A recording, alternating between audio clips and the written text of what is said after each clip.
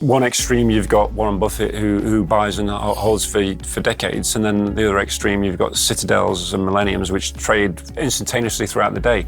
So just for my style and my process, I've developed something which suits me. I think the industry's been brainwashed over the years that turnover is bad. For us, it ensures we're in the best possible seats for the best possible price.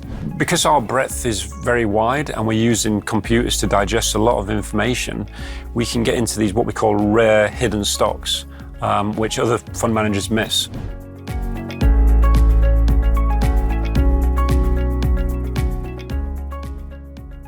There's a huge range of processes. I'm not saying anyone's better than any other. I mean, one extreme, you've got Warren Buffett, who buys and holds for decades, and then the other extreme, you've got Citadels and Millenniums, which trade instantaneously throughout the day. So just for my style and my process, I've developed something which suits me. I tell you what we don't look for. We don't look for stories. We don't look for, if this, in 10 years' time, if this happens, it could be worth this. We look at facts. As I said, we look at over 37 different factors now, different characteristics. And the main ones are quality. So we like companies which have won. They continue to win. They've got some kind of edge, a moat, a brand. They've got something which enables them to keep compounding up over the long run.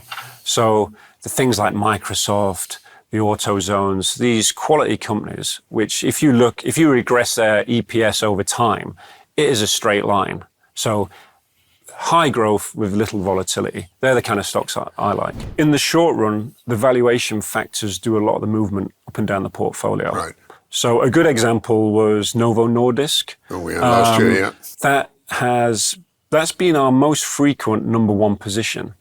And beginning of last year, on that journey to 1,000 kroner, around 600 kroner, it started dropping down the portfolio. It moved out of our top 10, 700 dropped even lower. I think around 800, it completely went out of the portfolio because the model and the valuation factors were saying, look, this is too expensive. It dropped out of the portfolio. It hit 1,000 kroner, and then on its journey back down, but around 650, I think we started to get back in again. It's in the portfolio. Now it hit just over 500. It's our number one position again. Out of everything we look at, we try and diversify across the factors which we like. So we do all this work finding factors which we think are additive to the investment process, and then we like to diversify across them because, like I said, momentum works really well, but sometimes the drawdowns can be ridiculous. They can be really horrific. So momentum would get you 100% into tech in January 2000, and you would wear that 60% drawdown in 2001. 2001, and conversely, it would get you kind of 100% long defensives and safe assets and short tech in March 2003. We got into a small industrial company called Encore Wire. It's a copper wire producer. So there's no way any of our quality growth peers would ever touch a US copper wire producer, but it was a fair enough business. It had one site, phone to door deliveries within 24 hours. It had a recycling on site. It provided copper wire into the cloud infrastructure. It was a nice business. But the main reason we got it, because the valuation factors were off the charts. We bought it on a PE of 3. So free cash flow yield and all the valuation factors were really compelling, even for an average quality company. And then last year, it got taken out by an Italian company on a multiple of 15.